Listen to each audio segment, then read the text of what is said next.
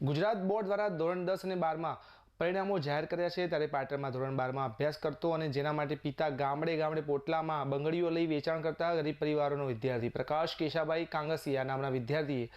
12 કોમર્સમાં 700માંથી 644 ગુણ મેળવી 99.43 પીઆર સાથે એ ગ્રેડ મેળવ્યો હતો અને પિતા પોતાનું નામ પ્રકાશ છે તેવા નામ પ્રમાણે પ્રકાશ થકી પરિવાર કુટુંબ સમાજ અને સમગ્ર પાટણનું નામ રોશનથી જગમગ કર્યું છે। ત્યારે પાટણ શહેરના રામનગર વિસ્તારમાં આવેલા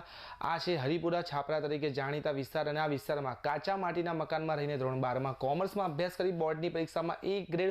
A1 ગ્રેડ પ્રાપ્ત કરી અવ્વલ નંબર મેળવનાર વિદ્યાર્થી પ્રકાશ અને તેમનો પરિવાર રહે છે। ત્યારે કાંગસિયા સમાજના શિક્ષણનું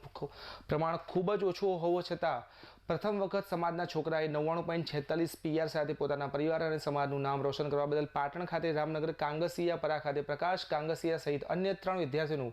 વાઘુભાઈ સરપંચ અને તેઓની ટીમ દ્વારા સન્માન કરવામાં આવ્યું હતું। ત્યારે સમાજના ઉત્તીર્ણ થયેલા ચારેય વિદ્યાર્થીઓને ટ્રોફી શાલ અને ફુલહાર દ્વારા સમાજના લોકોની હાજરીમાં તેઓનું સન્માન સમારોહ રાખવામાં આવ્યું હતું અને સમાજ વતી કોઈ પણ કાંગસિયા સમાજનો વિદ્યાર્થી અભ્યાસમાં હોશિયાર હોય અને આર્થિક રીતે નબળો હશે તો તેને તમામ અભ્યાસનો ખર્ચ કાંગસિયા સમાજ ઉઠાવવાની પણ તૈયારી દર્શાવી હતી। સાથે સાથે સમાજમાં શિક્ષણનું પ્રમાણ ખૂબ ઓછું હોય અન્ય સમાજની સાથે કદમ મિલાવવા કાંગસિયા સમાજના દીકરાઓની સાથે સાથે દીકરીઓને પણ જાગૃત કરી શિક્ષણ સાથે જોડાવા હાકલ કરી હતી અને સમાજમાં કુરિવાજો અને વ્યસનો જાકરો આપી સમાજને શિક્ષણ તરફ આગળ વધવા સમાજના આગેવાને અનુરોધ કર્યો હતો। ત્યારે આમ કાંગસિયા સમાજ દ્વારા સમાજના તેજસ્વી તારલાઓને સન્માનિત કરી વિદ્યાર્થીઓને શિક્ષણ તરફ આગળ વધવા પ્રોત્સાહિત કરવાનો સુંદર કાર્યક્રમ યોજવામાં આવ્યો હતો। આજ રોજ પાટણ ખાતે રામનગર કાંગસિયા પરાની અંદર અમારા સમાજના જે તેજસ્વી તારલાઓ છે એની અંદર પ્રકાશભાઈ કેશુભાઈ કાંગસિયા જેણે આપણે 99.46% આવેલા છે એનું અમારા સમાજના બાળકોનું સન્માન સમારોહ અહીંયા પાટણ ખાતે રાખેલું હતું। એમાં અમારા